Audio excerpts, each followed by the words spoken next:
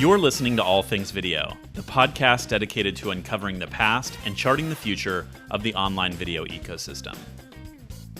You're listening to All Things Video. I'm your host, James Creech, and today's guest is Christopher Erwin, founder of RockWater Industries and host of the Come Up podcast. Chris, welcome to the show. Thanks, James. Thrilled to be here. Awesome. Chris, I wanted to start off with a little bit of a journey through your background. You started your career in finance and M&A. What initially set you out on that path? So I grew up on the East Coast in Jersey, and undergrad in Boston, I was an econ and IR major. And like all kids from the East Coast, you think that finance is like the be all and end all of everything. So I was like, I'm going off to Wall Street. That's how I'm going to change the world. And I dove into that. And for the first 5 years of my career, I was working from like 8 a.m. in the morning till 2 a.m. at night, like 7 days a week. Totally burned out. But I was really focused on M&A and capital raising advisory for TMT. I learned an incredible amount from some really smart people, built an incredible network, and I really pushed myself. And I think a lot of people say like you want to do the things in life that you want to do. But I think it's also important to experience things that you don't want to do. And I learned from that work, it's like, wow, I have these incredible skill sets, but I now also understand how I want to change where I'm pointed for the rest of my career and the balanced lifestyle and career that I want. So yeah, after Wall Street, I went to business school in Chicago at the Kellogg School of Management. And I often say it was the most personally and professionally transformative thing that's ever happened to me. I was doing like the big three switch. So I was, afterwards, I went into the whole digital video revolution. But I was going from East Coast to the West Coast geography into a completely different industry and a completely different role. And so I needed time to build the network and develop the operating experience through externships and things of that nature. And I also met an incredible network of friends. Because at that point in your life, like I was in school from 28 to 30, you get a sense of like more of who you are. Again, like you feel like you're kind of more pointed in the right direction. And I just made some very, very meaningful relationships. And yeah, that kicked off my whole career that began in LA in 2012 at Big Frame. That's awesome. So you go to get your MBA and out of curiosity, why Chicago, why Northwestern? Because look, I grew up in the Tri-State area, an hour outside of New York City. I went to undergrad in Boston, and I had a feeling that I was headed to the West Coast after school, either LA or SF. And actually, SF was the original intention. And I totally did a bait and switch and ended up in LA. So I was like, okay, Chicago's an awesome city, but when's the next time I'm going to end up here? Like, let's give it a shot. And when I visited Kellogg, driving up Lakeshore, I just had this like special feeling come over me that was like, something feels right about this school and this vibe. And I was right. Like Evanston and Northwestern, like that whole area just bleeds purple. Incredible school spirit. It's like the opposite of my undergrad experience. And so also my father is from like the Evanston area. So that's why it felt right. Very cool. So it was a pit stop on your way out west, which you eventually did. So we'll get to that. But I'm curious, while you're completing your MBA, you're busy, right? You interned at Fandom and Pritzker Group. Then you founded this company called Stagecoach, which was a project management platform for film, TV, and commercial productions. How did you manage to fit all this in while also completing a full-time curriculum? Yeah, you've done your research, James. Respect. So they often say like in business school, there's like 4 things you can do and you only have time for 3 of them. It's like eating, sleeping, networking, and academic work, right? So you just don't sleep, but you're so like buzzed up because you're with this incredible peer set. You're excited about like where you're gonna head into your career after school. So I had a lot of energy. And I think like, look, I realized that my skill set was like financial advisory, transaction advisory. I wanted to become an operator. So I needed operating experience. That involved like on the weekends, I was going into Chicago Startup Weekend, pitching ideas and learning how to recruit like engineering and product folks to my startup idea, even though I had like no background in it. And then, I knew I had to take time I did an internship at Pritzker Capital to understand how do you think about investing in these different companies and identifying the KPIs and trends that make sense. And then also building companies at school. So I got involved with these classes that one of them I think was called NUvention Web. It would pair up like a couple MBAs with 6 undergrads who are product and engineering focused. We'd come together in the classroom and spend 6 months together building products.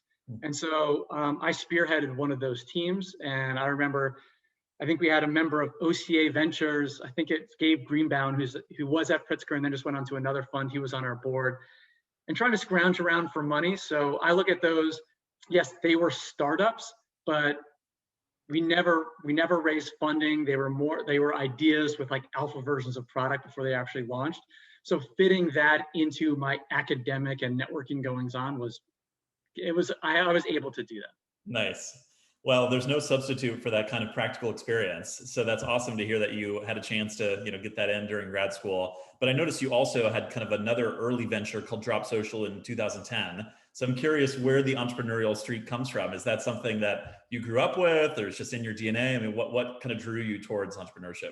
Yeah, I like these questions. It reminds me of how I like to interview people on the come up. Yeah, so I think about that. I've had this drive in me, this entrepreneurial drive, which I didn't even label as such pretty early on. I think about like my father is a psychologist, and he built out a psychology practice in New Jersey dating back like 40 plus years ago. So there was entrepreneurship in the family. My mother is an entrepreneur, but not like till recently. She's in her early 70s, and like in her mid 60s, she launched her own business, but Wow. that didn't manifest in my youth. But yeah, very cool for her. She does, she has an estate sales business and has a whole team to do that. And she's very good at it. So I think also in banking, I realized like I wasn't in control of my destiny, my schedule, and who I wanted to build with and who I wanted to advise and spend time with. And so I think part of entrepreneurship is the ability to surround yourself with the minds, partners, investors that really excite you to get out of bed every day and that will you forward into building. And so I think that theme really spoke to me. And in addition, in between my first and second year, I actually did a product management internship in SF. And then even before that, before business school, I did another PM internship for one of my banking clients. I saw this young team at Ingrews, which was a digital music distributor, young team doing something really disruptive in music distro, working their asses off, but having a really fun time. And I was like, that vibe seems really cool. And I want to be part of that. So I think like those are the main drivers for me. Amazing. Yeah. And you have these unique experiences, right? As an operator, as someone doing M&A advisory, interning at these kind of early stage companies. So you've kind of been on all sides of the table when it comes to entrepreneurship. So that's cool. In your experience, what was the hardest part about being a first-time founder when you were, trying to, think about how do I recruit people or raise money or build out a product and find product market fit? What for you were the most challenging pieces?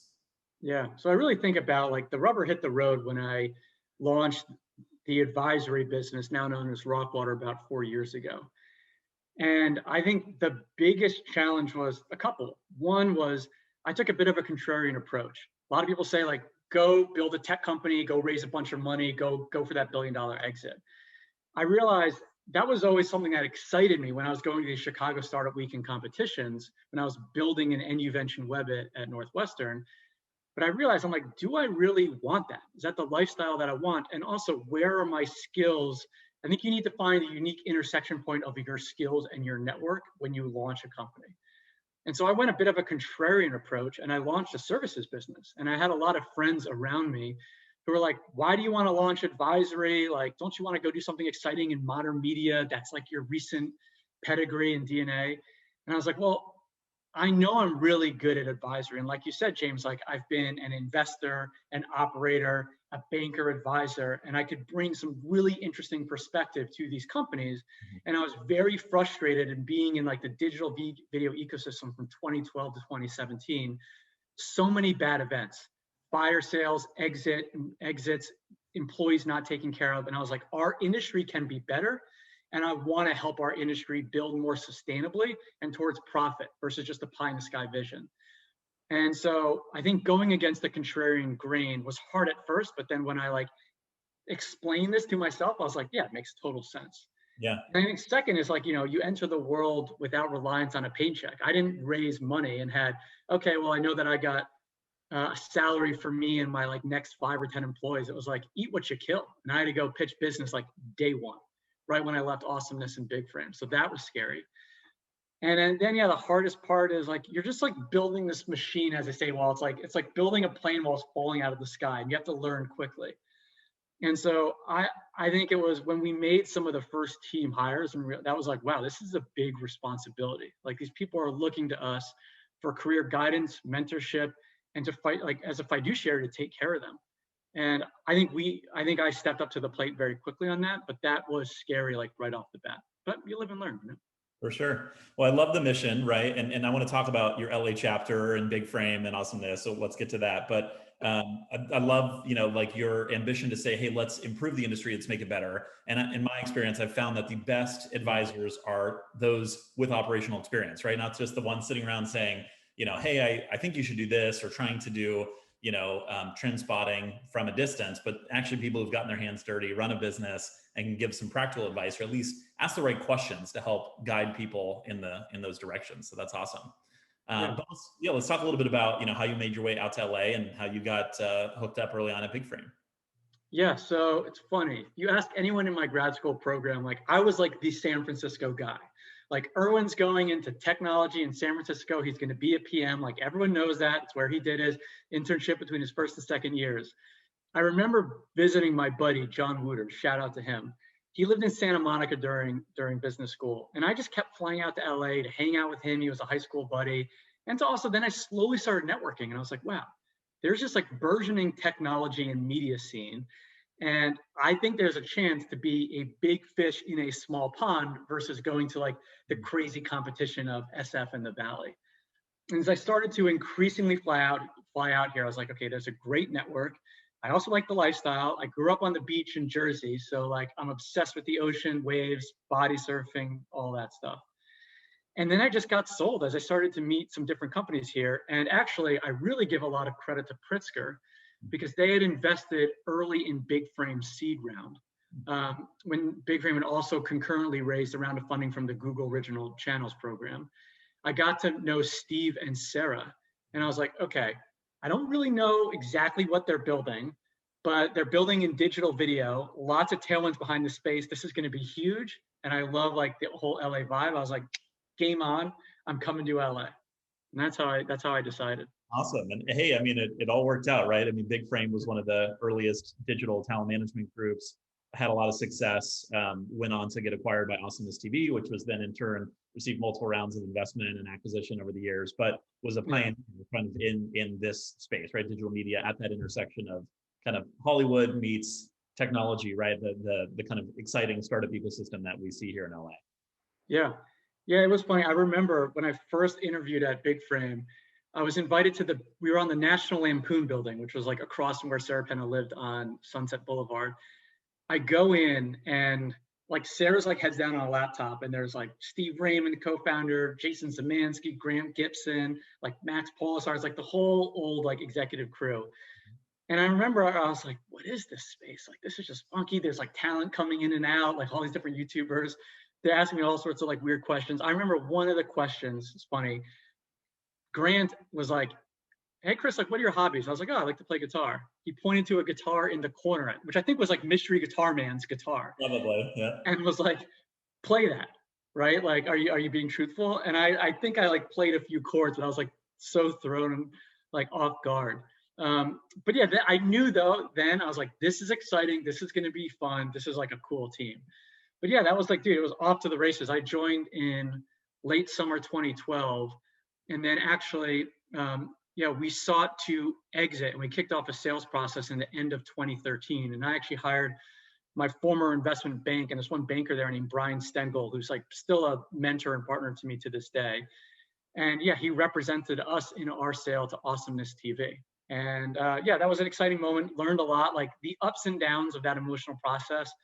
I saw it so much as a banker advising companies, but when you are like the part of the company itself and your like heart and your like a lot of your finances are tied into that, it was a lot, but learned an incredible amount, as you said, being on the operator side, building in the intersection of digital video and entertainment and tech.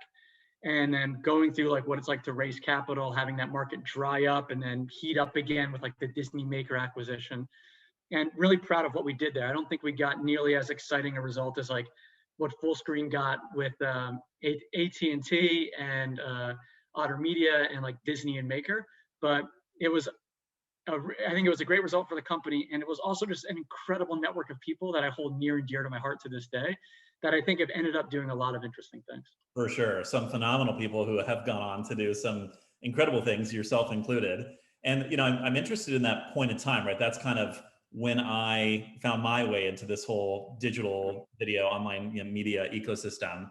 And you mentioned the Disney Maker acquisition, and later on AT&T, Turning Group, Fullscreen, right? But a lot of these things maybe haven't lived up to the initial promise, or maybe the acquirers failed to execute on them successfully.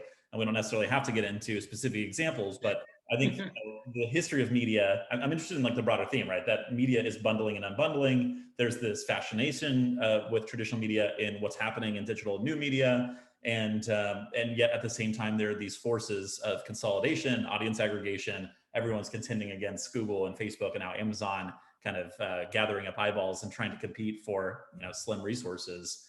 Where do we go now, right? Like, how has this space evolved over the past decade, and where do we go from here? Yeah, I think the ways to think about it is like everyone always got excited about technology like technology and media. What is that intersection? And I think you have to look at it that technology is part of everything that we do.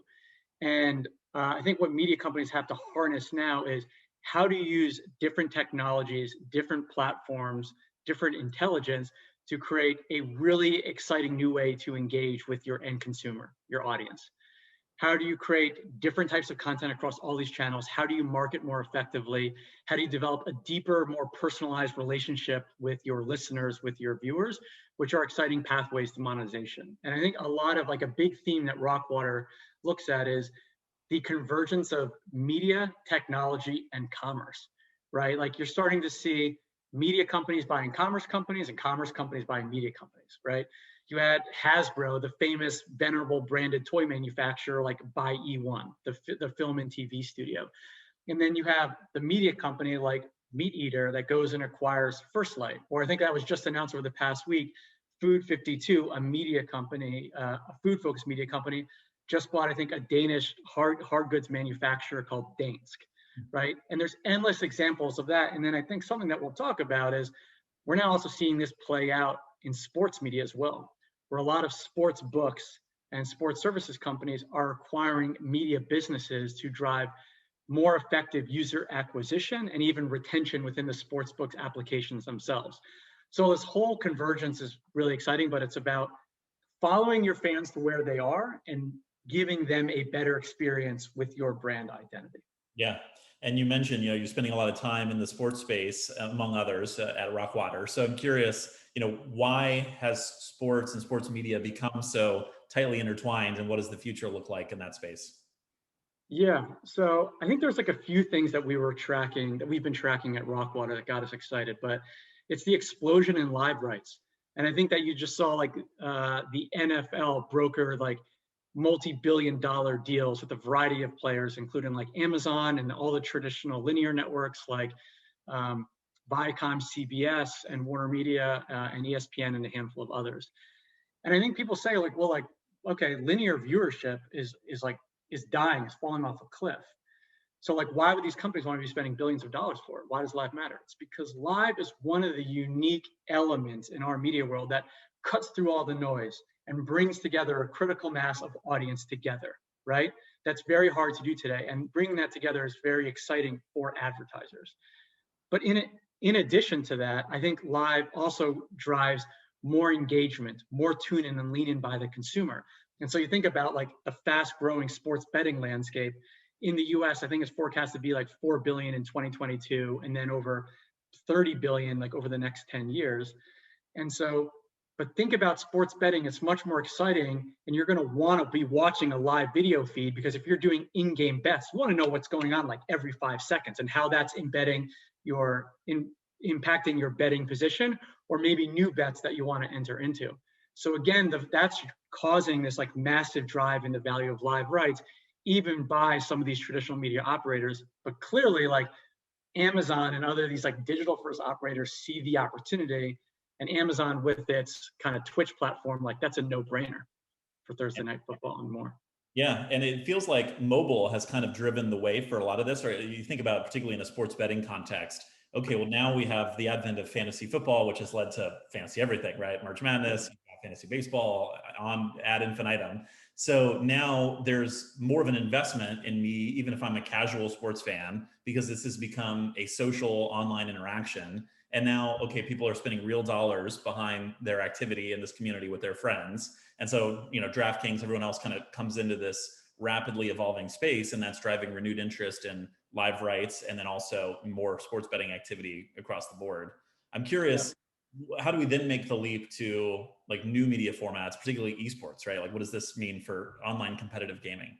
Yeah, well, I think the traditional sports media is looking a lot of what esports has done and e-gaming and getting a lot of inspiration. I mean, just look at some of the numbers about the esports market. I think last numbers I saw, which are probably already outdated, was that there's over like 600 million esports fans and viewers throughout the world. And I think that what esports has also enabled is like these personalized viewing experiences where like if you're watching like an e-game competition, there's all these different like camera angles where you can watch. If you're watching like League of Legends or Call of Duty, there are so many different ways to experience that game in the competition. And I think that's what like the new partnership between the NBA and Microsoft and a lot of what the other sports leagues are trying to figure out is, how do we add in personalization and viewing experiences to like the broadcast, which feels so dated and don't cater to the new like younger millennials and Generation Z that they need to capture. Yeah. We also think of things that are excited when you think of like personalization. Why can you not watch, like if I'm watching maybe an NFL broadcast on CBS, why can I not mute that and then put on my smart speaker and maybe he'll hear like Bill Simmons from The Ringer or Dave Portnoy from Barstool or another media personality that you like, Pat McAfee, do a unique audio overlay to the game while you're concurrently watching the linear feed. Other examples of personalization I think make sense. Look at what like Bohan and Buzzer is doing. So maybe I don't want to watch an entire NBA game, but all of a sudden I see my friends on Twitter saying like, dude, this Timberwolves game is crazy. Like it's down to the wire. It's the last like 10 minutes, like tune in. Typically you wouldn't be able to like kind of pay like 99 cents and get access into that like live stream, but Buzzer is now enabling you to do it. So you get a notification from your friends. I want to watch the last quarter. I'm not going to pay $20 for the game. I'm going to pay $1. Like go, again, it speaks to go to where the fans are and how they want to interact with your sport experience and cater to that. If you resist, you will lose out on a lot of money and you will lose out on the fans of tomorrow. That's clever. And it's giving fans what they want, right? Which is already a better experience. It's incremental revenue because you're finding audience that otherwise probably wouldn't have tuned in to watch this game. And then you're generating additional buzz and excitement around the sport or around the team and everything else. And that fuels the rest of the media engine, right? Driving licensing deals and, consumer products and, everything else that goes into this ecosystem. Yeah, 100%. And like, the technologies that are emerging around this, like, I mean, yeah, we can get into live streaming and audio and some breakouts there, but yeah, there's a lot going on across the board. For sure. And the personalization element is really cool because as you think about new technologies, whether that's haptic devices, wearables, AR, VR, interactive 360 video, like the way you experience a sporting event can be totally different now. We can draw on some of those themes from live streaming, from esports that change the context or the way in which we consume these entertainment experiences. And I think particularly pre-COVID, people had a very traditional idea of what is a live entertainment experience. What does it mean to go to a concert or a festival or a sports game? But now, we're so used to interacting with content on our phones, laptops, everything else, that I think people will be more comfortable with these hybrid or these virtual experiences, even for big tentpole events like a Super Bowl or Coachella. Yeah, I think there's, around the event, like you said, it's what is the actual live event experience if you're there in person? What is a live experience if you're watching on a linear stream? Or even if there's a manifestation of that, like in the metaverse and it's all digitized. But I think another question that we all need to start asking ourselves is like, how are you wrapping the whole event experience with content? Like what's leading up to the event? what's all the concurrent conversations and streams around the actual event itself. So you might be watching on like Facebook Live or YouTube Live or on a CBS channel, but you're concurrently on Twitter and you're messaging on Discord with some of your friends. And then after the game, like what's the post-game wrap-up and takes that, because it's all about retaining and engaging the customer. And then at the post-game wrap-up, like post-event wrap-up, you're now facilitating and setting up what's the next upcoming event, so that you're constantly having this ongoing touch with the end user and fan. Yeah. So look, and when you say all that, you're like, wow, you're like a media company, just all that production that you have to do around the event on all different channels. Yeah, it's a lot of work. And so we always recommend focus on the lanes that you know best, on the channels that make the most sense for your fans, because maybe Twitter and Instagram makes a lot of sense and Pinterest and YouTube don't, or vice versa. Yeah. So again, it's about like have an intimate understanding of who your audience is and program into that. But yeah, it's a lot of work today. I love that theme, and I want to pull at the thread a little bit more because, you know, Mark Andreessen has this famous soundbite that tech is eating the world, right? So everything is gradually becoming technology. But as you're talking, it occurs to me that more and more brands have to become a media brand, right? If you think about, you know, you already cited Hasbro and Mattel, which are great examples of they've had a toe in the media water for years, yeah, but probably from a distance, right? Oh, we've got great properties. Let's license those to a media company to create, you know, a story based on our IP that helps us sell more toys. The thinking is totally flipped on its head now. If you think about a lot of these new brands that have launched, like an ESL, which is a tournament, they host tournaments for esports, right? Like, yeah, they're not in the live events business, they're in the media business. They're creating content around this, you know, temple content, shoulder content. You know, everyone these days needs to be a media brand to some extent. Do you think that's true? Oh, it's 100% true. And this is what got me excited about something I learned at Big Frame and Awesomeness, and then as I went to advisory. The new universal truth for any company is that user acquisition is done through storytelling, whether you're like selling hard physical products or services. And it's just because I think a lot of the products are becoming increasingly commodified, right? And so what audiences care about and consumers care about is what is the identity of you as a business? What values does the company stand for? Does your community stand for? And do the leaders and investors stand for? And content is the medium to explain those values and to tell your story of why your product is unique and how your community can activate in and around your unique brand identity that gets them excited to stick around for a long term. So it is, we always say, media is the new universal truth for any company. Let's talk about some examples. Again, going back to sports, right? We were talking about sports books. So I think yesterday it was announced that Better Collective just bought Action Network, another sports media company, for like $240 million.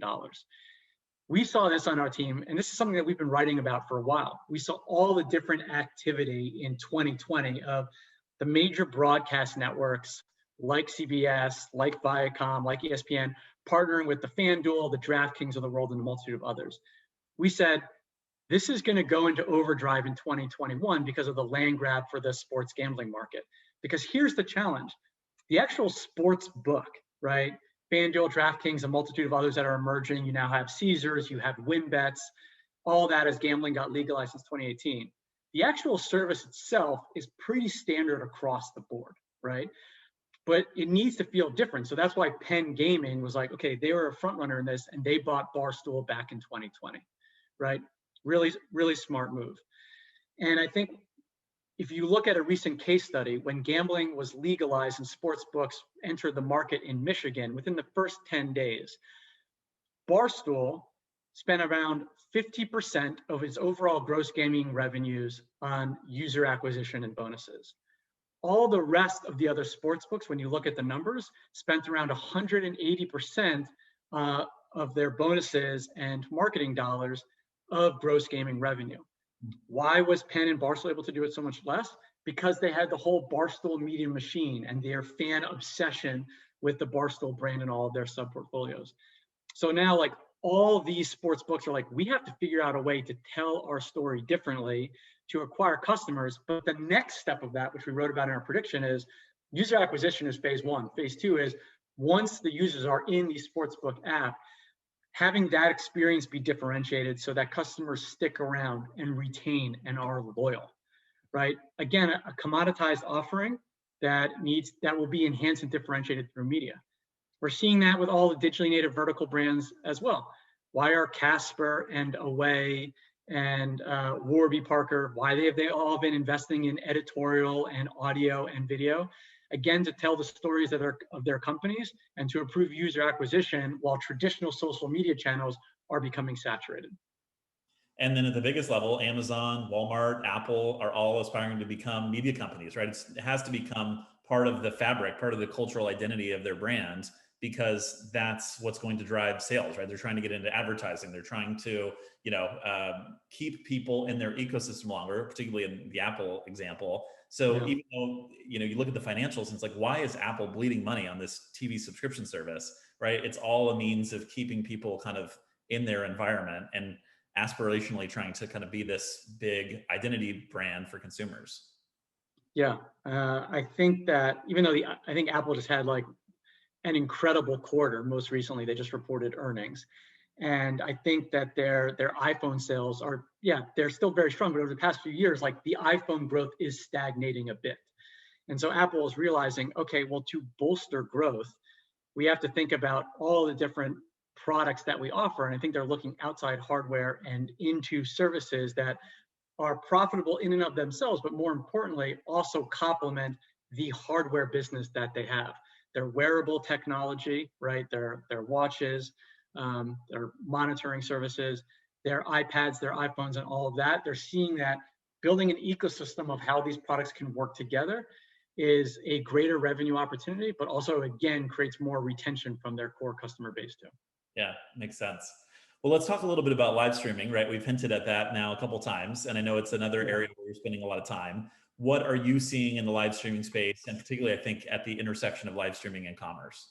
Yeah, so let me tell you a story of how we got excited about live streaming. So I remember we started writing about live streaming, I think, early in 2020. And a few team members come to me and they're like, Chris, let's talk about the market size numbers in China. They're like, yeah, okay, so it's forecast in 2020 to be around 135 billion, and last year it was like 65 billion. I was like, no. I was like, there'd be more people in the US talking about this market if it was that big. Go triple check those numbers and come back to me. They went back and they said, we triple check these numbers, like these are right.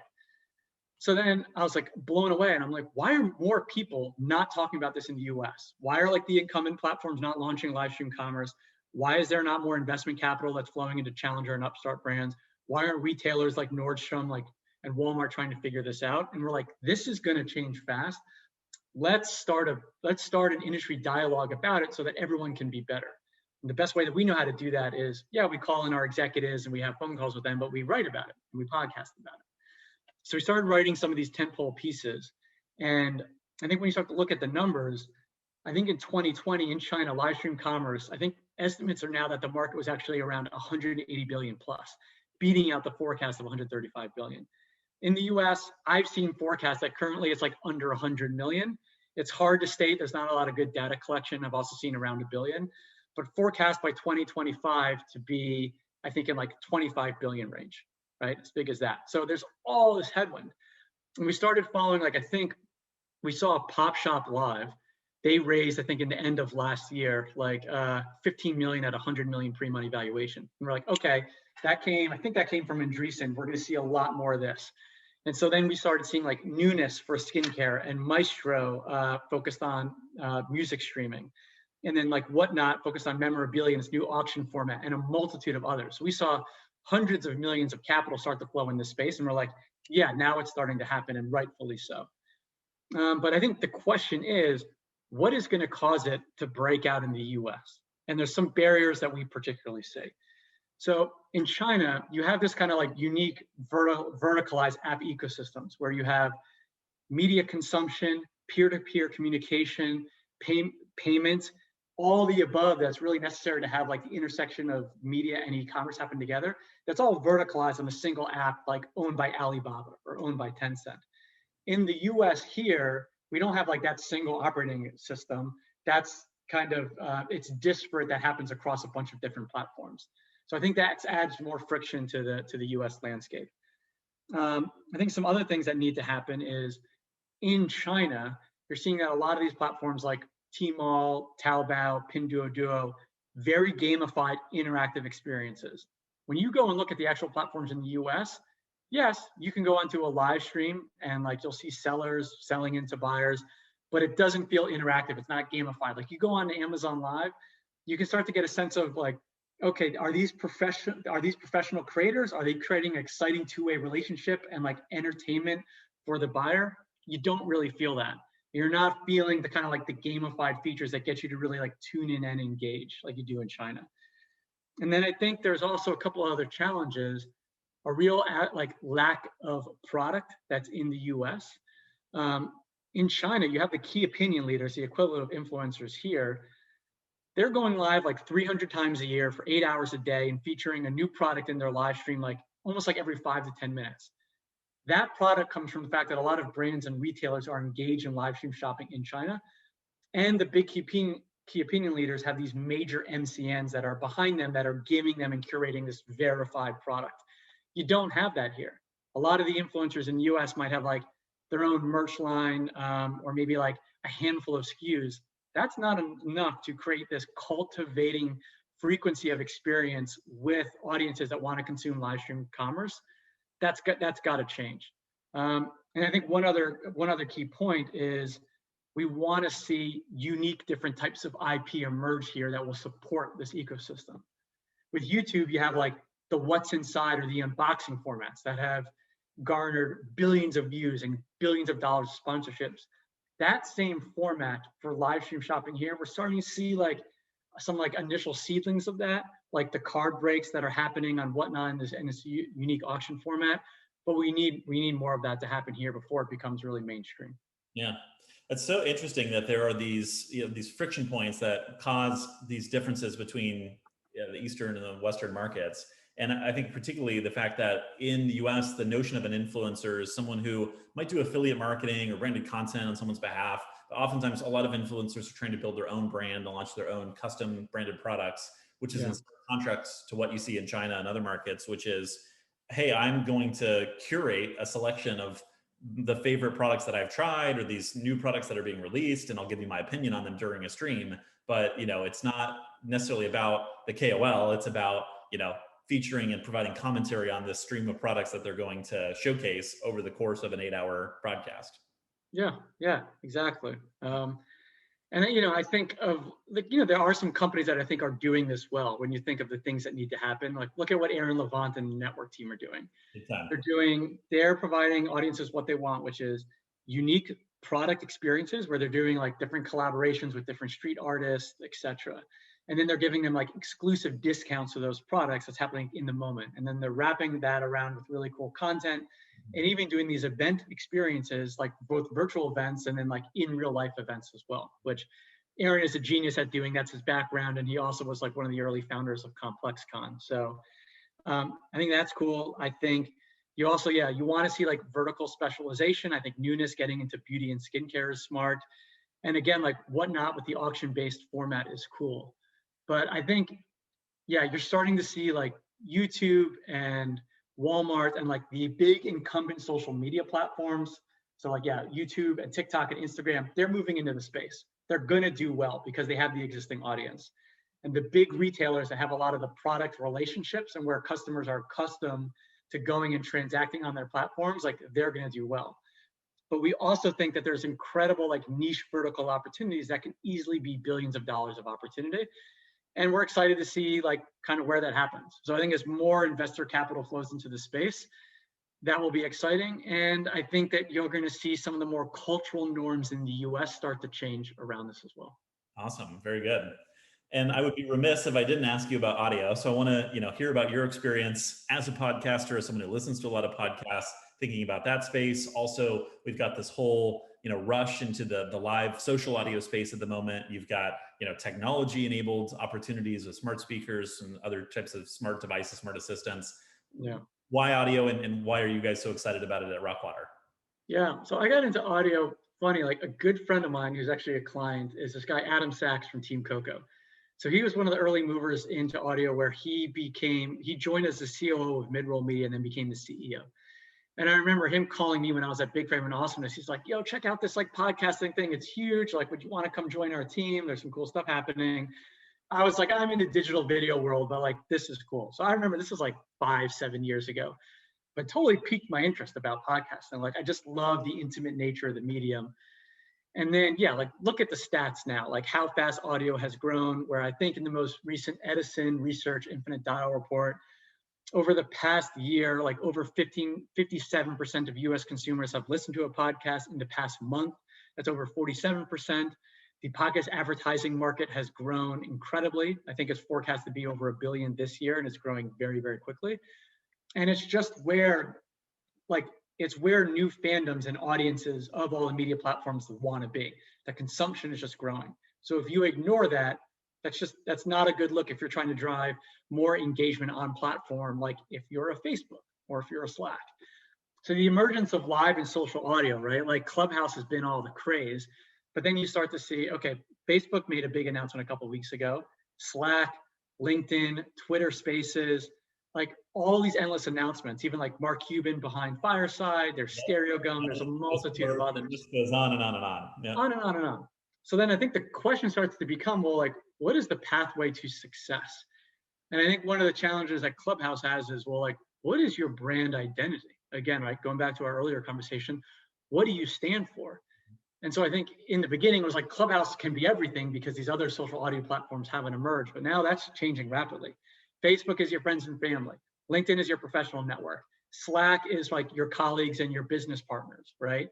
Locker Room is your sports network. So I think Clubhouse needs to figure out its identity. And I think, they just did a partnership with the NFL around draft day. I think that's exciting, but I think there's more work to be done there.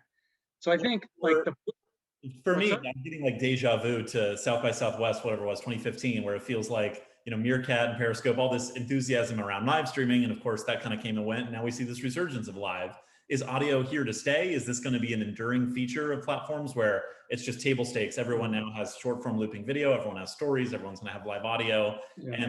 And there's like kind of a fractured ecosystem where there's a few winners. Like, what do you predict there? Yeah. So I think it's going to be both a feature for the major media companies and other platforms, that you have to provide this feature as a way to engage your audience because it's something that they want. And I think that there's going to be some specialized like niche opportunities as well. But like, if you're a Facebook or you're a Twitter, like, what do you want? You want more time on platform. You want your customers being within your like walled garden and within your world so that you can drive more value for your advertising partners. So obviously made sense for Facebook to launch what they did. But yeah, I don't necessarily see it as just like, oh, it's just a feature. It can't be its own standalone company. I think like the opportunity for Clubhouse is find your lane.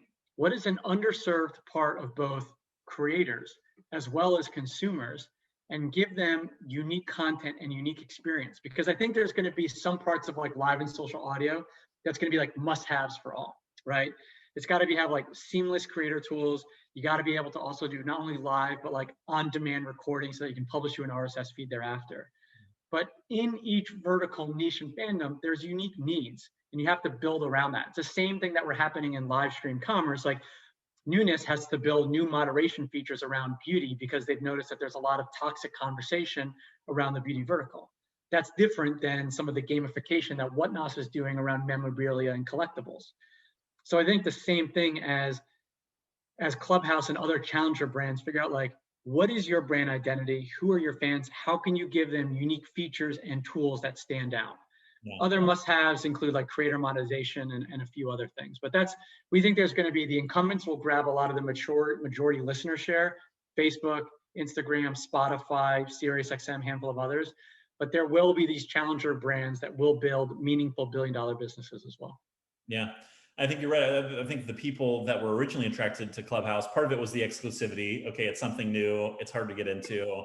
And all of a sudden there were these zeitgeist cultural moments. Okay, you can listen to Elon Musk drill the Robinhood CEO on the GameStop hype, yeah. Right? You can hear Mark Zuckerberg's first kind of appearance on Clubhouse. Like clearly there was kind of this enthusiasm around the product initially. but the asynchronous, the synchronous nature of the product today might be a limitation long term. Like they're going to have recorded options, which of course Hotline and some of these other competitors are experimenting with. Fireside famously is kind of now pursuing a very tightly curated kind of whitelisted phenomenon of, okay, we're going to have thought leaders and experts, and we're going to kind of make sure there's a clear standard of who is able to at least broadcast on the platform. So I think there's some lessons to be learned here, given social audio is still new. We're going to see experimentation with a lot of these different formats and approaches, and ultimately we'll have some winners and probably a lot of losers, and everyone ultimately ending up with audio. Yeah, it's very early days, just like digital video back in the day, where there's like we described, like there's a lot of kind of like bad exits and situations that happen. But because we're all figuring it out, this stuff takes time, right? But I do believe that people are going to figure it out probably sooner rather than later, because the media evolution cycles are now so much more rapid. So there'll be more capital flowing into the space, faster trial and error, iteration, testing. And I think we'll come out on the right side of it in the next couple of years. We'll see. So too. What's coming next? If you had to make 3 predictions for the future of the digital media space broadly, we've touched on a lot of themes already, but if you were, going to pull out your crystal ball, what would they be? Yeah, maybe it's good to talk about within some of these lanes. So like in live streaming, I think you're seeing, here's one prediction. A lot of ambitious and upstart brands are going to want to figure out live streaming for them because they have less to lose. But the major brands, think of like the Procter & Gamble's, the L'Oreal's, the Unilevers of the world, they're going to be fast followers that will probably enter the space in late 22, maybe early 2023. And that's just going to blow this ecosystem wide open with the whole like product influx. It's one prediction. I think in sports media, I would say going back to like we've just seen the beginning of sports books invest in sports media and M&A and consolidation. I think there's going to be an incredibly much more activity in this space through the end of 2021 and in the beginning of next year. I think we've just broken the seal there. And I think like, look, a lot of hype around NFTs and creating like digital rights management from the traditional world into the digital world. I think that that's a permanent theme that's here to stay, but I think the prices you're seeing around the digital assets right now, it's a total bubble because people are they're engaged, they want to learn, they want to hype. It's going to see a massive pullback, but I think that that's a really exciting revolution for the creator economy, and that's not going to go away, but it's going to take some years before it's on more stable footing. Are you spending time on NFTs specifically, or more broadly, crypto, DeFi? What are your thoughts on that space?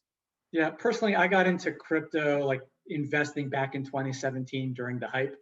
And so I still maintain my portfolio. My younger brother is actually in the crypto space. He does content marketing for Chainlink, and he was previously at Consensus. So yeah, I kind of got like a bit of a line into that.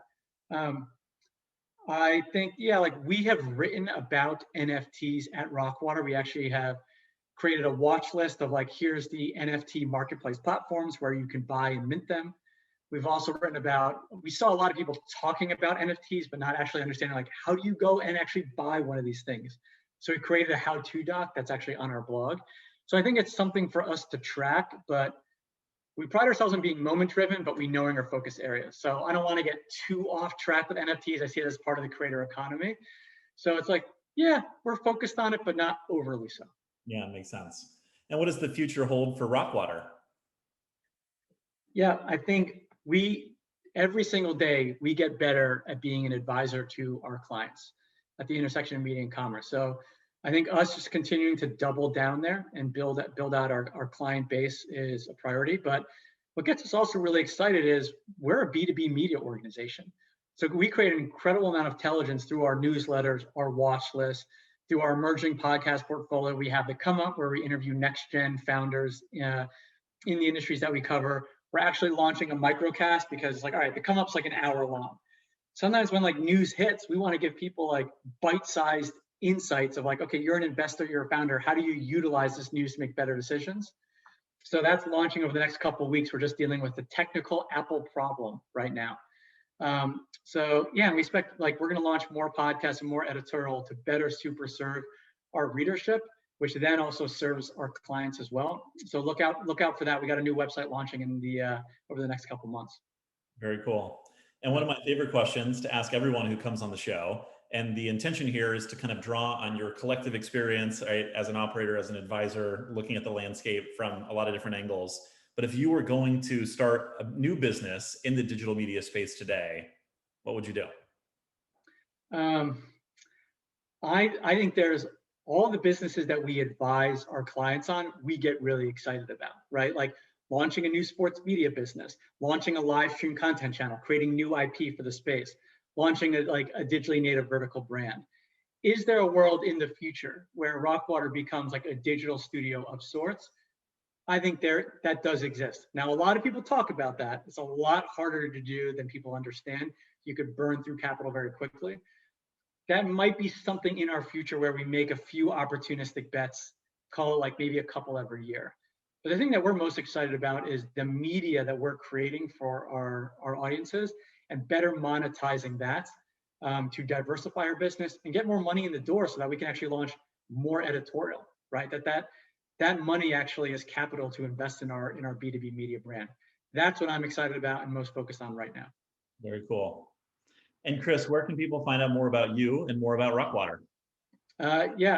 Go check out our website, wearerockwater.com. And you can shoot me an email, chris@wearerockwater.com. Awesome. And I encourage everyone, again, to check out the podcasts, visit the site, subscribe to all the awesome newsletters and stuff that Chris and the team are sharing. A lot of really good intel there. And thank you for coming on the show today. I mean, we've known each other. Our kind of story began during your time, I guess, at Awesomeness, right? You've just been post stuff, but it's been super cool to see the evolution of the stuff you're working on over the years, and someone, whose stuff I always really respect and admire when I see the content you guys put out. So thanks for coming on the show and sharing a little bit more about your journey. James, this was a delight. You are a really good interviewer, so kudos. Thanks for tuning in. I'm James Creech, and this has been another edition of All Things Video. If you like what you hear, we hope you'll share and subscribe for new episodes. See you next time.